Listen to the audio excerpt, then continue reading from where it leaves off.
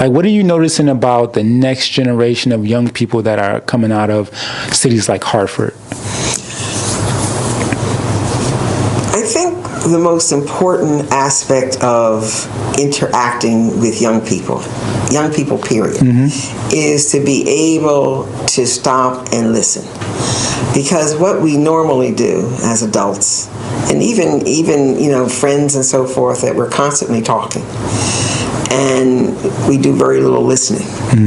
And so I have found with developing relationships with young people in general throughout my time on this earth is to be able to be a good listener, to be able to spend time to get to know the young people that you're interacting with, to be able to understand what it is they want to do and what their goals, and to be able just to have fun with them.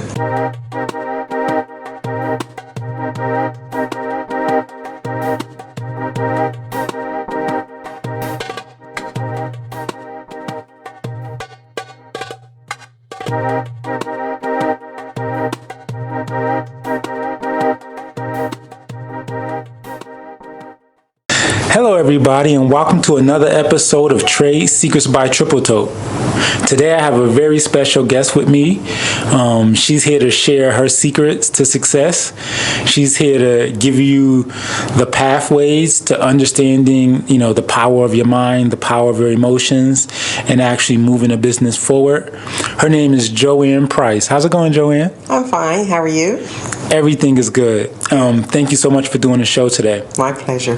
Now, you have been successful in building a very good private equity, firm and helping people out with investing. But I want to really talk about, where you started. Going back as far as college, what school did you go to? So I went to Howard University in Washington, D.C., which I enjoyed immensely every day of it. And so that was the beginning of my path forward. Now, at Howard, what did you like best about it? I know it's HBCU, so was that a real good experience from a college perspective, from a young black student perspective, from both? So I went to Howard University primarily because my uncle went to Howard, so I had a chance to go to homecoming one summer, and one fall, and when that happened, I knew immediately that I was destined for Howard University. Wow, that's awesome. It's the heritage, right? It's the heritage. It's the capstone. It was just a wonderful experience. When I myself attended Clark Atlanta University at the Atlanta University Center, which is comprised of Spelman, Morehouse, Clark Atlanta, and at that time Morris Brown, before it shut down, there was a heritage. You're meeting people who are like third generation coming to the college because their father and their grandfather came. When your uncles went there and they told you about the school, what things did they highlight that you later on experienced yourself? Well, he had pictures. He had been in the military before going to Howard, so he had pictures of all of his years at Howard, and I was able to enjoy that. And I was just excited to go. I had grown up in a community that was primarily Caucasian, and I just said to my mother, I needed a different experience. I was ready for a different experience. No. Now, where'd you grow up, actually? I grew up in North Wales, Pennsylvania. Okay. And I was one of 600 students graduating from high school. I was the only black student. And the experience was a good experience. Yeah. That was not a negative experience. It just was not a broad enough experience. And I knew that I needed another phase, another series of experiences in my life. Now, when you went to Howard, you were, of course, located, at least geographically, in D.C.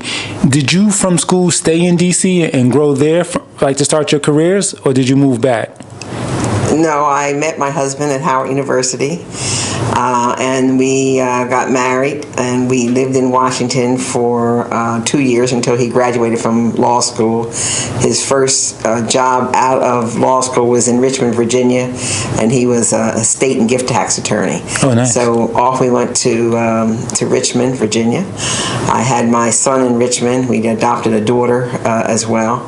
And so my first years of marriage, I was in Richmond, Virginia, and I worked for a community action agency, actually. Oh, that's awesome. Yeah. Now, what do you guys focus on? I know there's obviously a broader range of social issues, but that specific organization, what do you guys focus on the most? It was community service at that time, and the various things that we think about with respect to community, reaching out to the community, activities. It was a little bit more church affiliated as well during that time, bringing all the neighborhoods together, serving neighborhoods. It was very service oriented. I enjoyed every minute of it. When you were in Howard also, did you do a lot of community service work? No, not really. Not at Howard. I was there. No, not really. I stayed focused at Howard University on just enjoying myself. But I must say that the best friends that I have today, I met at Howard University. Yeah, I think I feel the same way. You know, just coming from our generation, I think my high school was more like a college to me. I hung out with a group of guys, and we were pretty good, pretty average as far as grades and go, but we were pretty good. And when I got to college, I met specifically like two really good individuals, two good brothers, and my total circle right now of 10 guys, they're all composed of guys I started high school with and guys I did college with. So it does breed a brotherhood and a sisterhood when you're in those things. It does make a difference. Now, what was your major, just for the last college question? My major was liberal arts at Howard, and I was going to be a social worker. My mother always thought I was going to be a missionary, but that was not actually, I was not headed to the mission field, but I wanted to be a social worker. And while I was in college, I had the opportunity to be a Senate intern. And so when that happened, I said, well, since I'm in Washington, let me see if I can get a part-time job while I'm here, which that happened. And then so when I graduated from Howard, I was able to go on to the Senate staff full-time. So I kind of moved myself right out of school, which was a great experience at that time. Now, you're going to have me dig in now, because when I announce, what you do, we're talking private equity, but you started out liberal arts, and most people that get into that field are like finance majors, economic majors. So we're going to take our time and figure out how you got from liberal arts to running a firm. What was the first job that you got or position you started that got you on the road to understanding investments and finances and things of that nature? So my next, I would say, career, I've had two careers. Okay. So my next career, my husband and I moved back to Washington. And then I was on the legislative staff when I moved back, which was good. I had that opportunity. And while I was there, I handled, a lot of different legislative issues. It varied. But I also had a friend there at the time, and she was the counsel to the Senate Small Business Committee.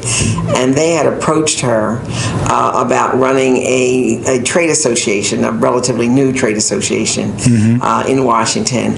And she asked if I would be interested in coming with her to run this new organization, relatively new organization. So I said, yeah, sure, why not? And off we went. The funny thing about it was actually a starter. It was a starter organization, so to speak, representing small business investment companies. Gotcha. And they were relatively new and developing at the time.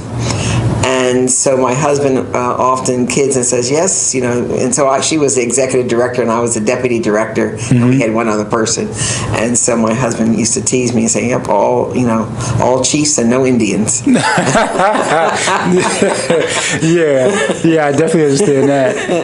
But in any case, that was a beginning of a very great career. I was at the Trade Association National, and it became the National Association of Investment Companies, and it has been built over time. But I was there, I don't know, 15 years. Whoa. And what happened was all of the investment companies, they were all regulated and licensed by the Small Business Administration. At that time, they were small business investment companies. Gotcha. And there was a point where those investment companies wanted to be able to have access to larger and greater pools of capital. And in the course of that, it was felt that the association would be able to assist in developing a new entity that would allow this organization to go out and basically provide back so the association had the people. They had successful companies that they were building. Just the capital piece was missing. So we felt that if we were able to form an entity that could go to the marketplace, primarily pension funds, to talk about putting and investing more capital, then that would allow these funds to grow. What they wanted was to be able to approach institutional investors, to be able to allow them to raise additional capital. And so that was the change going into the private equity business. And so what was done and what they were looking for with this new entity was a person that was going to run it. The trade association would have been able to provide data, information about what was going on and the success of some of these investment companies. But what happened was nobody actually wanted to sign on to this sort of new venture. Gotcha. And at the end of the day, the board came back and said, JoAnn, you are going to have to do this. So during this time when you're helping basically restructure this community organization for small businesses, not just what's your role, but like, what is your field? Are you the person like they just go to because they know you get things done? Are you in charge? Are you really just helping and then they rose you up to leadership? You're talking about the trade association? Yeah, how did you go from... So, trade associations, that's part of the business of Washington. That's right. Okay. So the point here was the trade association was going to continue to exist. That wasn't the issue. This was initially just one initiative, and they were looking for someone to run this initiative. It's just that it was it was new, it was groundbreaking at the time. We were looking to go to the pension fund sector to say that this group of investors, diverse investors, can build successful companies and make money and make a return on this investment to institutional. So when they selected you, why do you think they said, "Hey, JoAnn, you got to go do"? Like, what do you think about you that stood out? They did not select me. What happened is that no one was willing to do it at that time, and so they came back and said, JoAnn, you are going to have to do this. Yeah. And I said, well, I was not interested in that at the time. I said, I will think about it. And so what made me ultimately do it was because I had a belief system, and I believed that this was the next step. I believed in the investment companies. I believed in the individuals who have been building companies, investing in companies, and building wealth for a diverse group of investment executives. And so that was the essential ingredient to making something happen and to be successful. You have to have a belief system. That's awesome. And now I want to understand more. I know you had the belief system in the fact that this opportunity is going to help a lot of people, and nobody was willing to do it, and you believed in it, so you threw yourself in the ring in a way to make it happen. Coming out the other end of that and seeing like what was accomplished, how did you feel about your role in that, accomplishing that? Like, did you feel like it, I know it wasn't all you, but what did you learn about yourself during that process of molding that company, which molded you? Well, there were several things. The first thing I understood is that to do anything like this, you have to have the collective will. You have to be able to have people work together to be able to make something like that successful. No one ever does anything like that without having support. So when this was put together, I did both jobs. I was on the road marketing this new fund, and I continued to be president of the trade association at the time.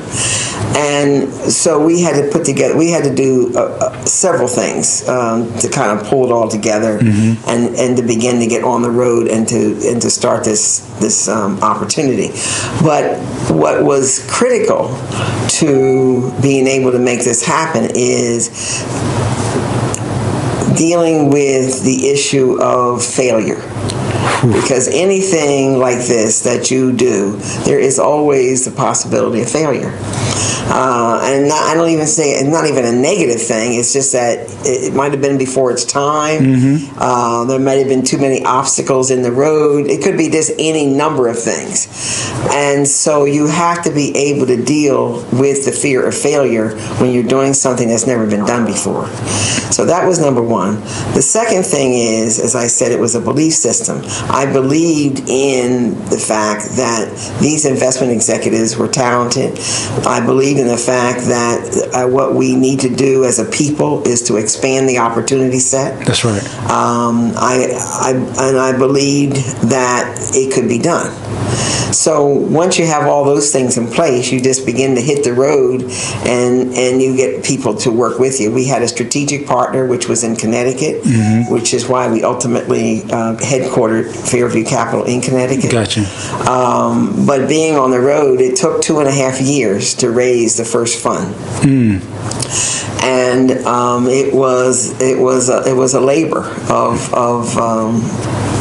tenacity in some ways. In some ways, and also it was a situation where you had to deal with the fact that it could fail.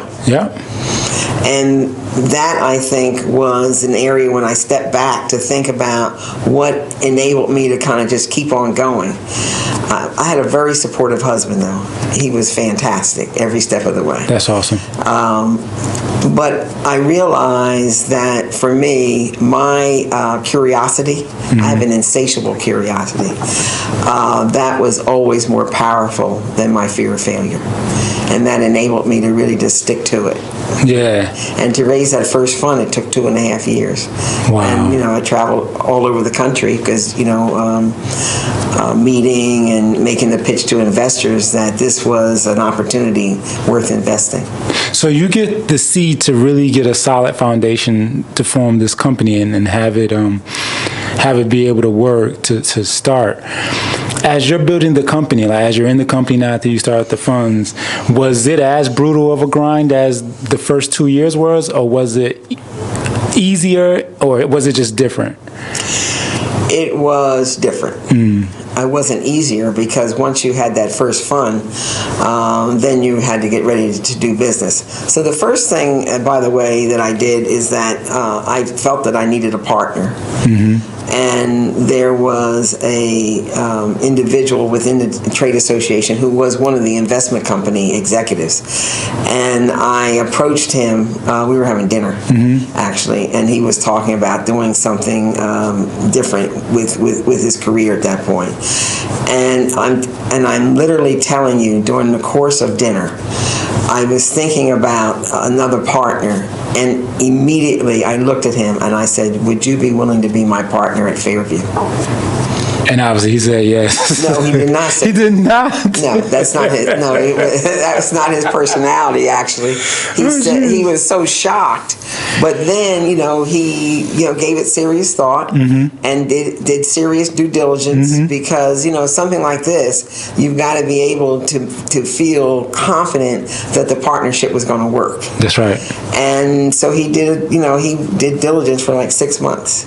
Wow. So by the time the fund was closed, by the time we decided as a team to headquarter in Connecticut because we had a strategic partner, as I said. He was ready to go, and 25 years later, we are still partners. That's awesome.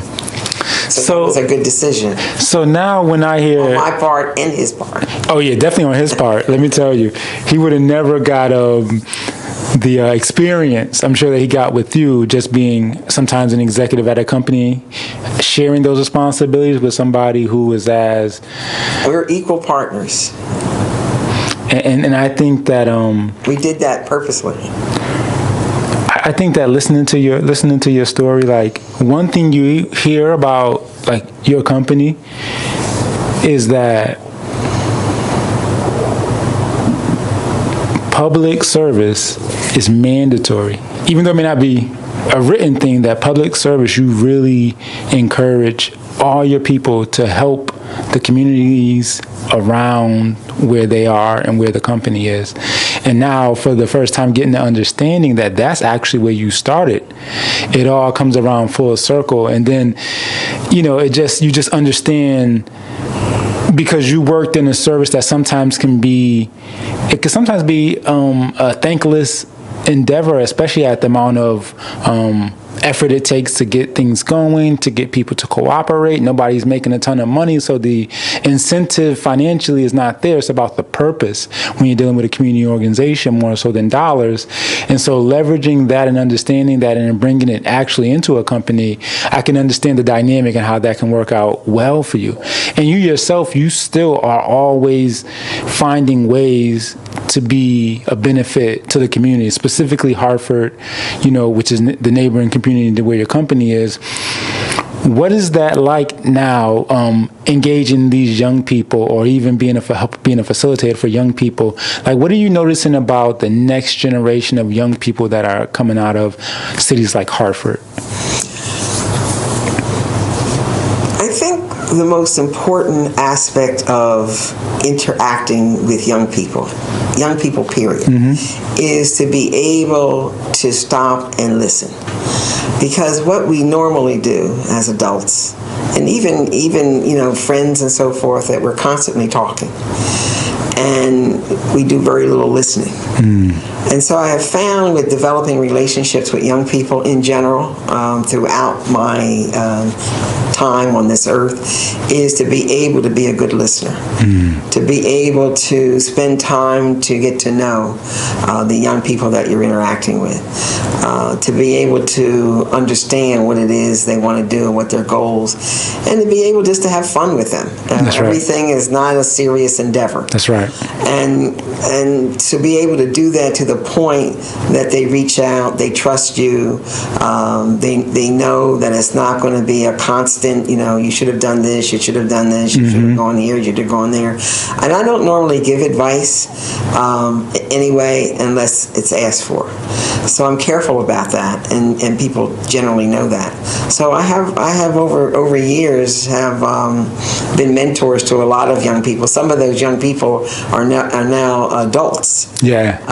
All over the country. So I think that's just. I think it's sort of like Brother Carl. He's Brother Carl to the adults. He's BC to the young people. But in any case, he reaches everybody, all ages. It's the most amazing thing. So it's how you relate to people, and how you treat people. And I just think a lot of it has to do with listening to how they feel, what they're doing, what they want to do, and then if they ask your opinion, they don't always want your opinion. True. They just want you to listen. But eventually, if you do that, they will also ask for your opinion. I think the great thing about what you're saying is that, we, and I know you grew up at a time with no social media. And so now social media is doing a lot, right? So it's very impactful. Whether people can point out some goods, some bads, it's still impactful. But the one thread that I noticed through social media that works for people in general is that authenticity, and like you're saying, listening. These are things that when you're starting a business, they're the crux of your business, your slide deck, your pitch deck. Why are you different? And how do we know that you're going to be able to pull this off? You know what I'm saying? Yeah, you got a great idea, but how do we know that you specifically are going to be able to pull it off? And in front of an investor, you got to explain that. Like, I'm going to pull it off even though it's my first rodeo, or I'm going to pull it off even though my last company went under because of X, Y, or Z. And sometimes, you know, other adults who may not be as close to the community as you are, they forget that the same principles they teach when it comes to having a successful business are actually the same principles they need to deploy when dealing with youth. It's that be authentic. They're not judging you. You know what I mean? You don't have to, you know, sometimes it's so bad when I see adults, they pander in such an inauthentic way. It looks like they're about to trip and fall, physically trip and fall because they're just not being themselves. When kids want to know that there's all types of people out there, and I believe the kids in Hartford want to know that there's all type of people from Hartford and in the Hartford area, all types. So whether you want to be somebody that's doing investments or an artist or a doctor or an architect, or you just want to be a person working a regular 9 to 5 but being active in your community when you're not at work, we're all the same on a basic level. You know what I mean? And that's what I think I like about it. Now you and I are starting a great partnership for a movement to help youth, to acknowledge youth, to expose them, to help them showcase their own curiosities and give them the type of platform they need to just get their voice out. It's called Worldwide Voices. When you hear the term Worldwide Voices, the thing that we're working on, and you think about what it can do for the kids in Hartford, what are some of the things you are looking forward to with that? I'm looking forward to hearing what they have to say. I'm looking forward to the way they have to say it. I'm looking forward to allowing them and enabling them to be able to be free, to express themselves, and to even learn some new things, and to see how that impacts them in their lives over time. I'm looking forward to seeing them build confidence in themselves and to be self-assured. And I think that all of those things combined will be quite extraordinary. I love the fact that earlier you were saying how your curiosity was always stronger than your fear of failure. And I think that's really important, because even when people are going for success and they're considered successful, we all have that gut check of fear when it comes to what if this doesn't work and all the different what ifs that come along with that side of things.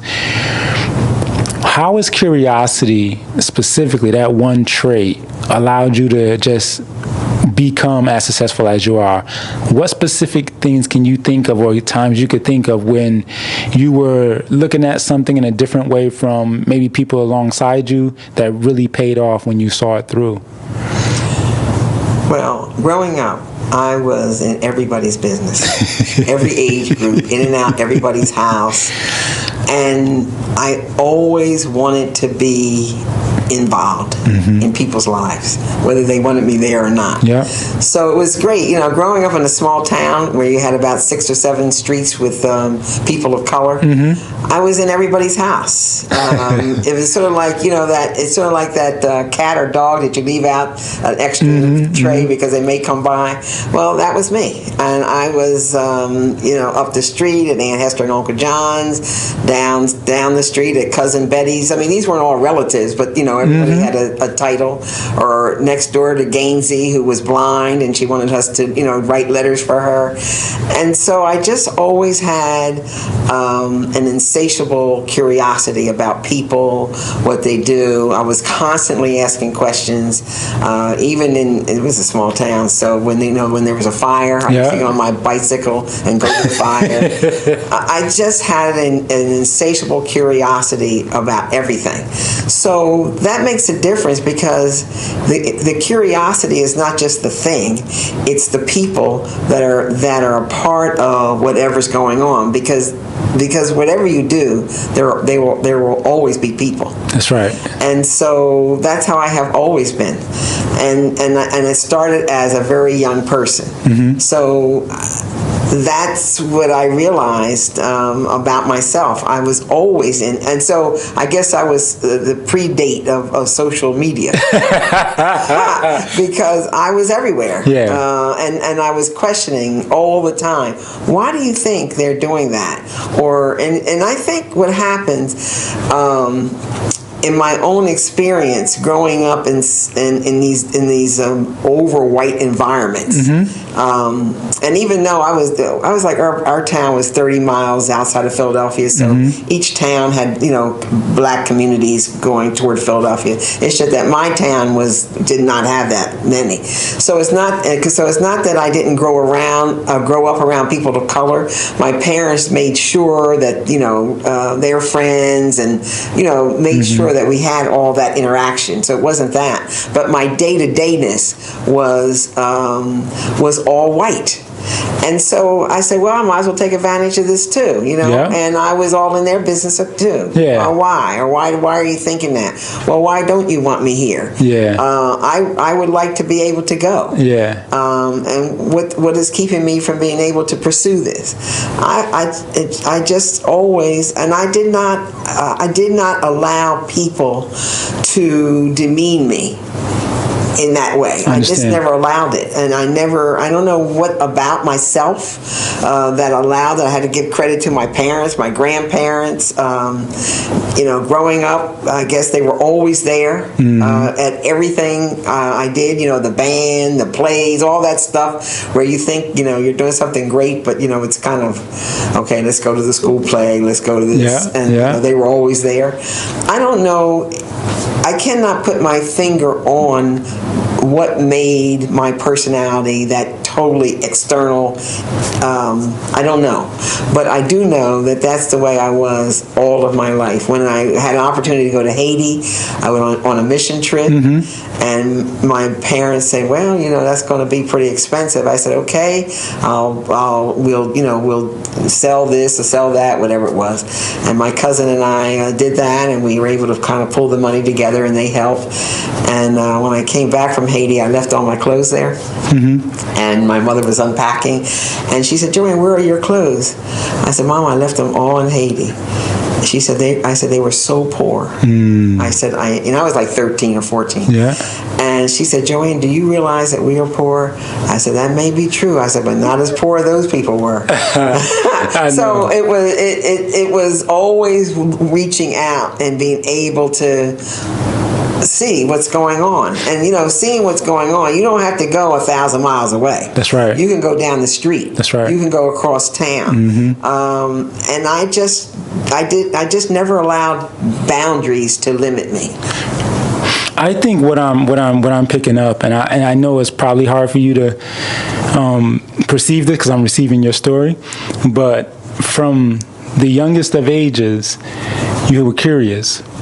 And then your curiosity led you a little bit forward, a little bit forward, a little bit forward. And then what happens internally, it seemed like you built momentum to where what would start out as small fears would still be a fear, but the experiences you had would always validate that. I never died from being curious. Like, nothing ever killed me, so this isn't going to kill me. So at the worst case scenario, it may not work, but it's not going to kill you. So then the other side is like, why not? And now you're saying that when you were talking to the grown-ups in your area, those of different races, when there was this idea that you don't belong or you shouldn't be there, you was like, why not me? And in business now, that's the main thing they're teaching is like, instead of asking why me, ask why not me? Why can't I be in that position? Or, it's amazing to see you just tell your story, and I see these themes popping up. So by the time, you get this far along, and by the time you start, the private equity firm is so ingrained in you on a subconscious level that it's almost like you love the action, and I'm not going to live a life that's not going to have the action. And your curiosity sparked that, and now you're just like fruitful in that discovery of all, and you're still curious because now you're reaching back to the kids and say, hey, what are y'all curious about? What are y'all thinking? It's like, as long as you're that way, you're always going to have the best experiences, and you're always going to provide the best avenue for people who ever work with you or for you are also going to share in that experience with you. And I think that's beautiful. I definitely want to thank you for coming out to the podcast today. I think the lighting dropped at the right time because it just put an exclamation point on a great story. And I think people who watch this episode or hear this episode or read this article, they'll definitely get a real baseline idea of what it takes to be successful and happy, because I definitely understand that every time I interact with you, you come off as just happy, which is the most important thing. So thank you so much for coming on the show. Thank you. Awesome. And thank you guys for tuning in to another episode of Trade Secrets by Tripletote. We'll have another episode for you guys next week. Thank you.